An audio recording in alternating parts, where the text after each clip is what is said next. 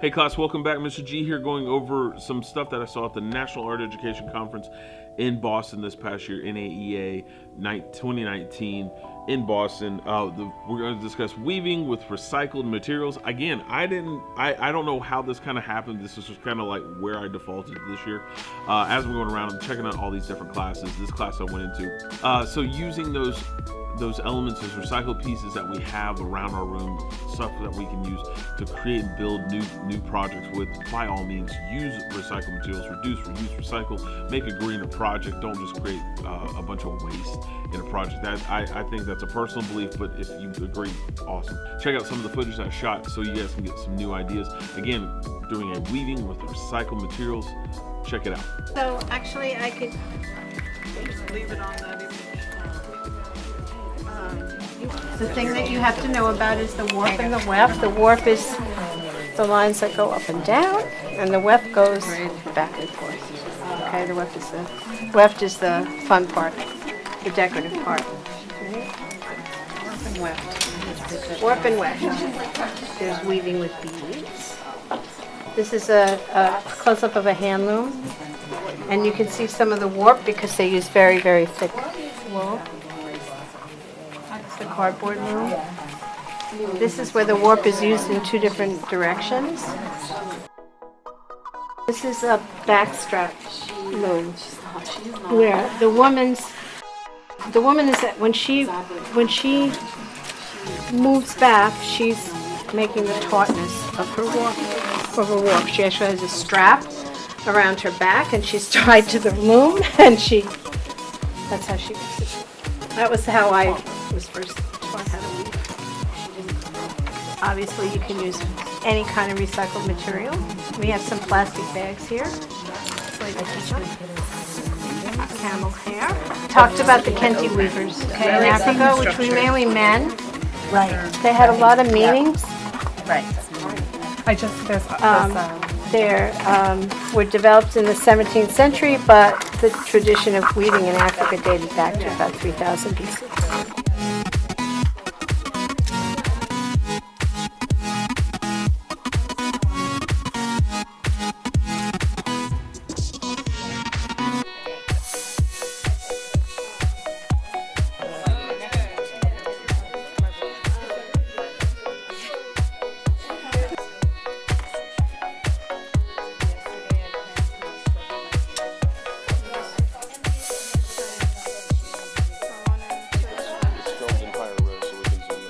Faster. This took me like the first 30 minutes. Don't like, they usually say, you do it, because what you have cut it, you cut it in the middle. Okay? I saved this one so I could show you. You just cut it, right? That's why when people are asking about how long the piece is to tie it and whatever, it's like, not a problem, you're just gonna cut it. Okay. So the important part is, and what I usually ask the kids to do, is to just take off 2 pieces of warp at a time. I'm going to do it from the back so you can see. Just take off the first 2. You can see, I can't see. Taking off the first 2 off the loom, right? So this is kind of weak, right? You want to make it not weak. So what you do is you tie a slip knot. Simple as that. You just take the 2 ends together, and you tie I guess it's called an overhand knot or a slip knot. I got a band-aid on my finger, it makes it easier, harder. And then you hold it, so you're tying that knot right to the end of your weaving. You see? And sometimes the kids get the knots up here and stuff, and you just retie it, just do another knot. You know, it's not a big deal. All right? Okay. So you have to do that for every 2. If at the end you have 3, so you do 3. It's not a big deal. Or in the middle you do 3 if you want to count, if you're really that particular about it. This knot you just can cut off. There. Okay, so it takes a little time, and there's always some expert kids who like tying, and there's some kids that really don't want to do it. But you have to make sure that your weaving is tight and that you tie it to that very end. So it's holding your weaving together, okay? Then, after that, then you can play around with this trim You can put beads on it. You can tie them. See, these are tied together. You can weave them. You can Braid them. braid them. You can do anything you want. And then the reason these are going to hang out is at the very end, you're going to take that little easy needle I gave you, the Oriental Traders, $4 for 40 needles, and you're going to thread this through,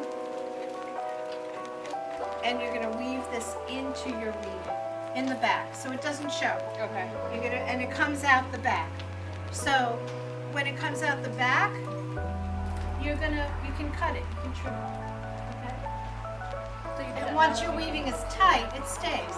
Yeah. It's not going to fall apart. And it makes a nice, neat edge to it.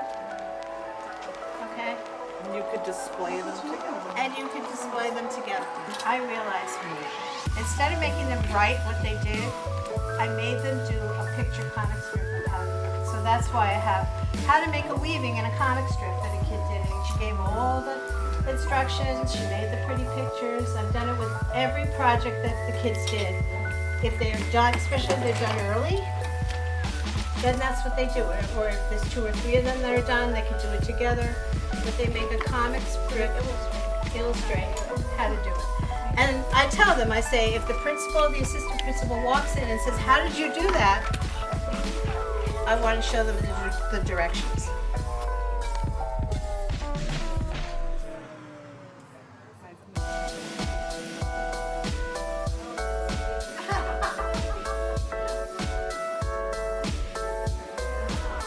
And we're just doing the over-under technique, but you're not tying it to the initial bit of the weft?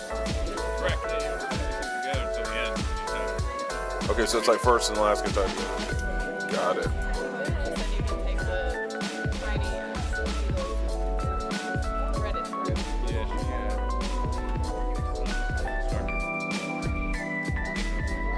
Yeah, that works.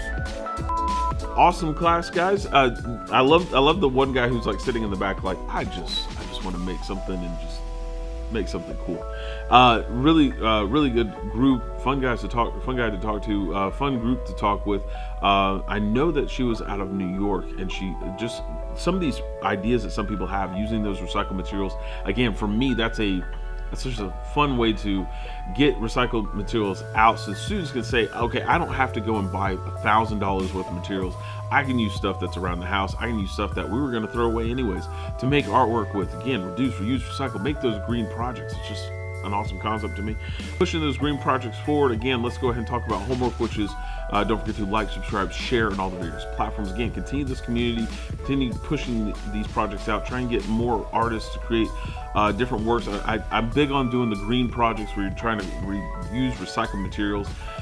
It creates a different movement in the art world. I think that creating a movement out of recycled materials and creating that green artwork it's just a fun thing right now, because there were people talking about trying to discuss climate change and how do we combat that. Well, creating these green products kind of works in that favor, because we're not trying to just kill trees to kill trees, because let's be honest, as artists, we go through a lot of paper.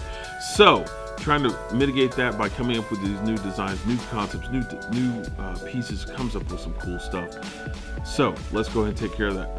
But again, if you guys have a question, comment, concern, don't forget to raise your hands down and comment below. Happy to take care of that. Go ahead and take care of those comments in the comments below.